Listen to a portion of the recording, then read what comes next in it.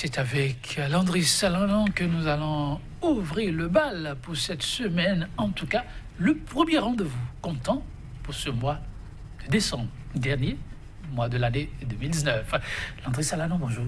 Bonjour, Joël Etonji. Alors, un rendez-vous pas tout à fait comme les autres. Je disais, c'est le premier rendez-vous avec nos amis pour le compte de la revue de presse. Oui, et ce lundi, vous avez deux grosses actualités qui partagent les manchettes des différents canaux ce matin, Joël Etonji. Les suites, évidemment, de ce dossier, de cette décision de la Cour africaine des droits de l'homme et des peuples, notamment sur l'affaire des 18 kg de cocaïne pure, condamnation de l'État à verser près de 40 milliards à Sébastien Djemé Adjavon.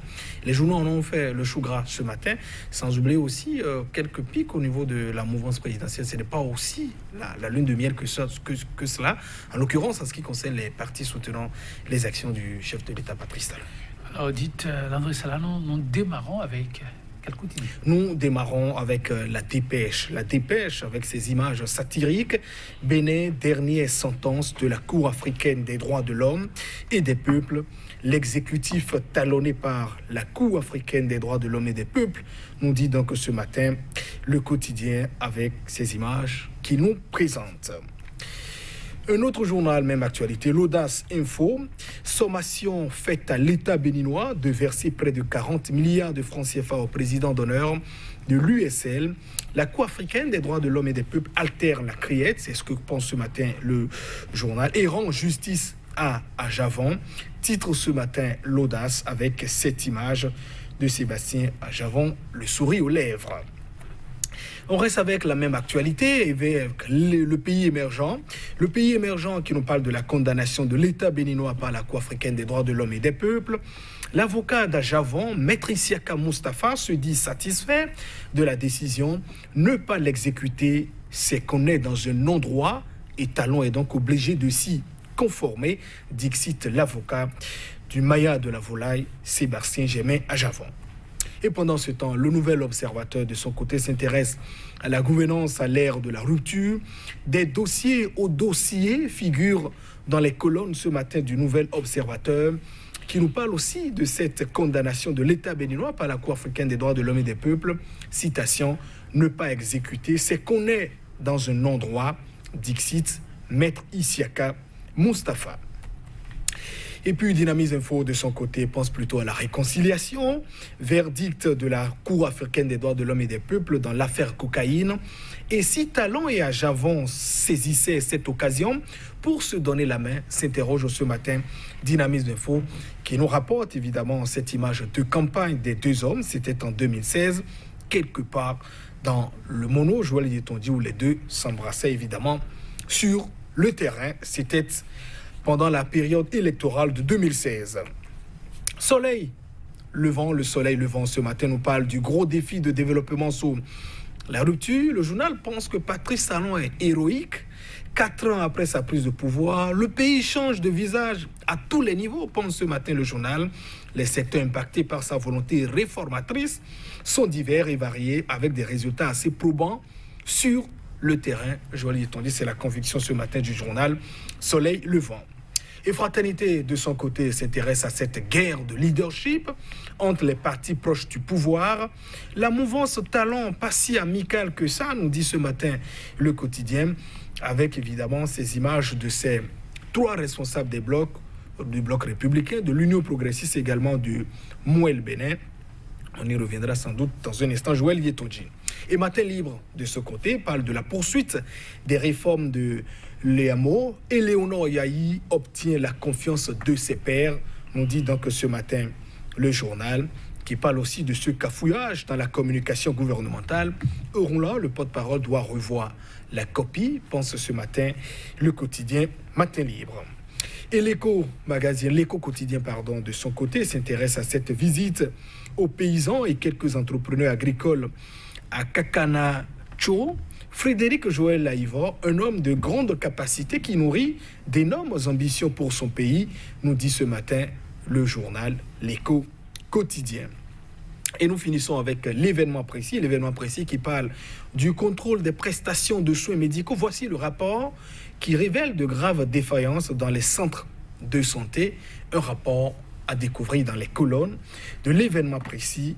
Joël Yetondy, voilà ce qu'on peut donc servir à nos téléspectateurs pendant parlant évidemment des informations qui sont parues dans les canards ce lundi.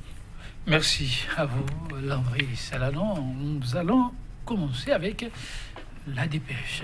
L'exécutif, il faut compléter. Oui, l'exécutif talonné par la Cour africaine des droits de l'homme et des peuples, c'est le titre de la dépêche, la parution de ce jour. On revient sur la suite de cette affaire. Vous savez, dans la décision ou dans cet arrêt qui a été donc prise par les juges de la Cour africaine des droits de l'homme et des peuples, enjoignant ou obligeant l'État béninois à verser près de 40 milliards de francs CFA à la Cour africaine des droits de l'homme, à M. Sébastien Germain à Javon.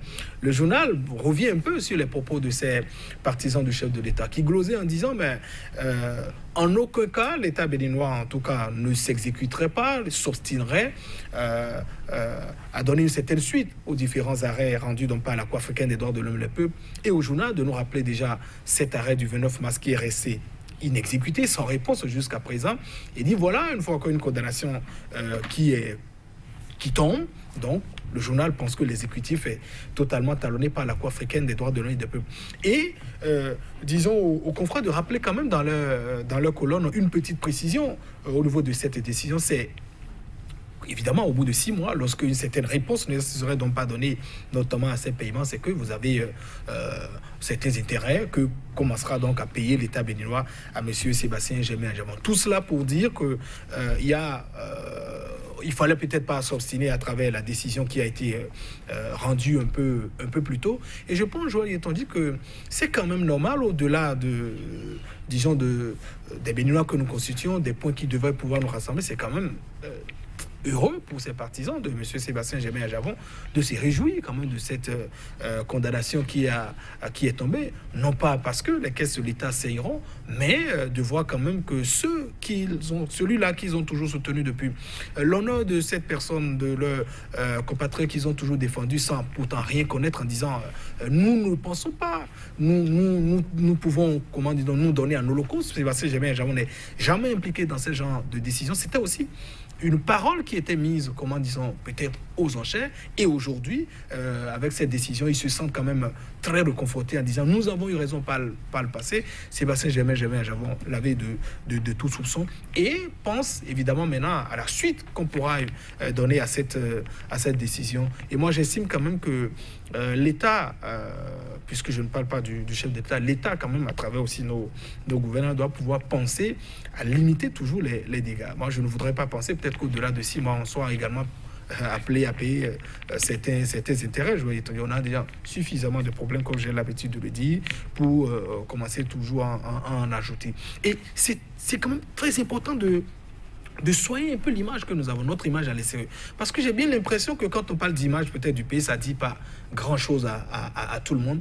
Vous êtes respecté, le Bénin a été toujours respecté par son modèle démocratique que nous constituons. Souvenez-vous de cette descente de François Hollande en 2015 dans notre pays ici, le Bénin, pour quand même nous féliciter.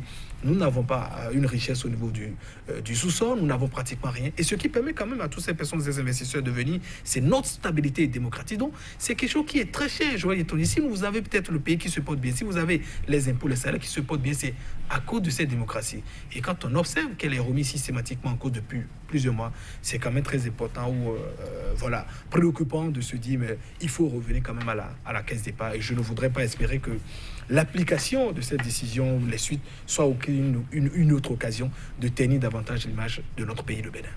En tout cas, vivement le bout du tunnel, mais dynamisme, il faut, au-delà de ce qui l'appelle à ce que les tests soient respectés et que le gouvernement se mette au pas, mais cette réflexion, ici, talent, dynamisme, info, ici, oui. Talent, et à Javon saisissait l'occasion pour se donner la main. Oui, et si Talon et Javon saisissaient l'occasion pour se donner la main, grosse interrogation. Ce matin, la une du journal Dynamise Info, on rappelle que les deux, par le passé, étaient évidemment partenaires pour la présidentielle. Le chef de l'État a l'habitude d'appeler son ami deuxième ex-aequo, je crois, dans ces thèmes amicaux, dans un thème très amical, ou pratiquement deuxième, il a l'habitude de le dire. Il a soutenu, c'est 23% quand même à l'élection présidentielle de 2016 pour apporter toutes ces voix. Alors c'est dire que il s'agit quand même du Bénin, Joël Yetonji. Et aujourd'hui, les difficultés que nous vivons, que ce soit au niveau de la frontière, les licenciements massifs que nous avons donc au pays, et quand on connaît la capacité de Sébastien Germain à Javon, il est indubitable quand même de dire qu'il serait quand même normal que ce compatriote revienne quand même de ce pays pour apporter sa pierre. Donc je partage bien ce vœu évidemment de dynamisme, de dire ici les deux sans doute se donner la main. Il est vrai, on va sans doute se donner la main, mais tout en respectant également les principes que nous avons pu observer, j'allais dire acquérir, que ce soit au niveau de la justice ou bien de tout. Ce qui est évident, c'est que le Bénin a besoin, au-delà de M. Sébastien Javon, de tous ses fils pour se construire. Et je crois peut-être que ce serait un vœu, voilà, d'ici peut-être quelques jours de voir ce vœu se concrétiser. C'est pour l'intérêt du Bénin qui nous est quand même très cher. Merci, oui, Landry Salanon. Mesdames et messieurs, on ne dira jamais assez pour bâtir le jamais de trop. À très bientôt.